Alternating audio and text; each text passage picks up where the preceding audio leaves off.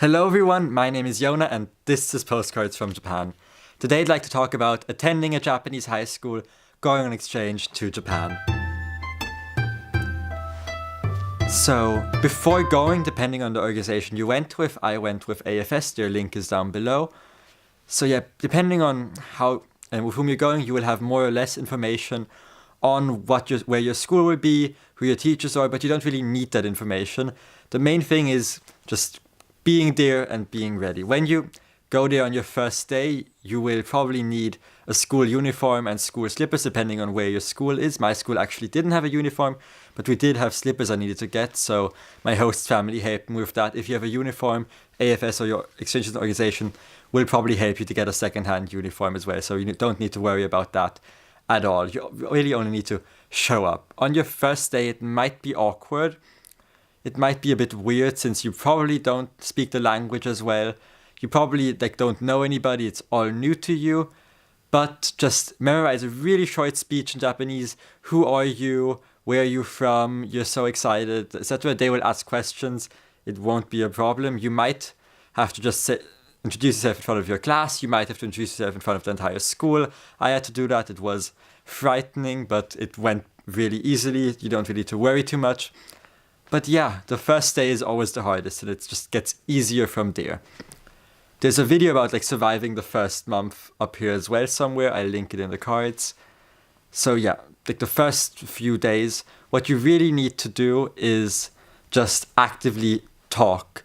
Because if you're only on your phone in a corner and you don't speak to anybody, then they have no reason to talk to you either. Because you're the new person, and in Japan, if you're new, it's your job to say hello and to make friends. Bring candy. Candy is the best way to make friends in Japan. Just offer them candy, bonus points if it's local to where you're from and then there's a story behind it. That's a great way to talk. And the more you talk, A, the better your Japanese skills get, and B, the more at home you will feel at school, the more friends you will make. The best time to make friends is during lunch break. If your host family packs a bento for you, amazing, those are the best. Just push your table to somebody else's. Usually everybody just forms little groups with whom they will eat lunch with, and just start chatting with people and start making friends. It's really not that difficult. But what you do next is cleaning after your lunch break, which is actually really surprising in Japanese schools. The students do most of the cleaning, so they sweep the hallway, they push all of the desks to the side, and sweep the floors as well. They even do clean the toilets. Luckily, I was never put on toilet duty, but a lot of people did, and it was surprisingly clean.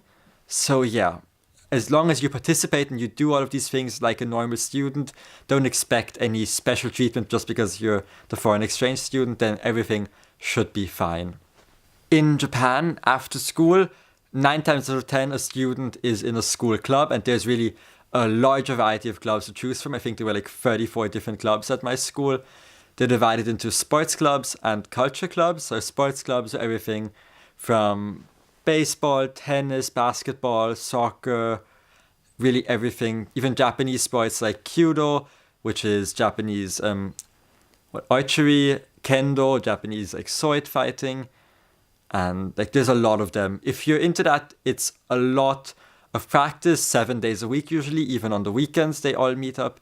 Dance club is another one that takes a lot of time, but if you like that, it's a great way to make friends because you really spend a lot of time with the people in your club and you enjoy yourself there. I was in 2 culture clubs. I was in the English debate club and in the calligraphy club, but then there's also things like Japanese chess, photography, art, tea ceremony, flower arrangement.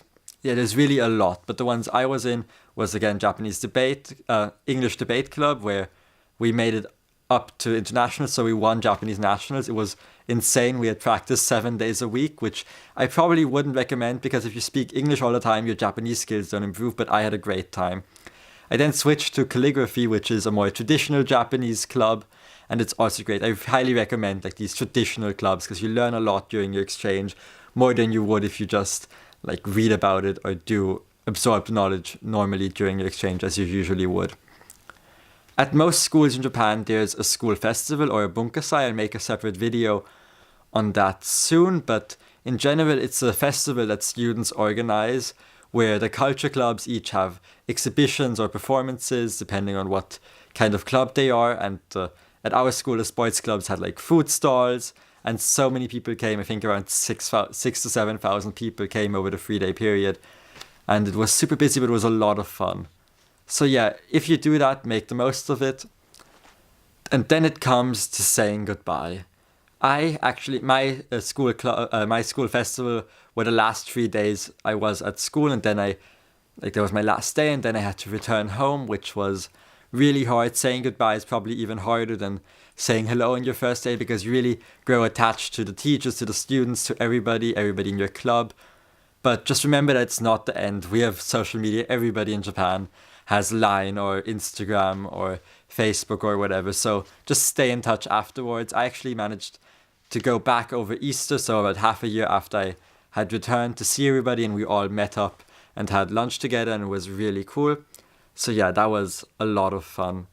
That's really all I have to say about attending a Japanese high school. If you have any questions, as always, just leave them down below and I'll get to them as soon as I can. If you like this video, give it a big thumbs up. And if you want to see more, please subscribe. It would mean the world to me. That's all I have time for today. Until next time, bye!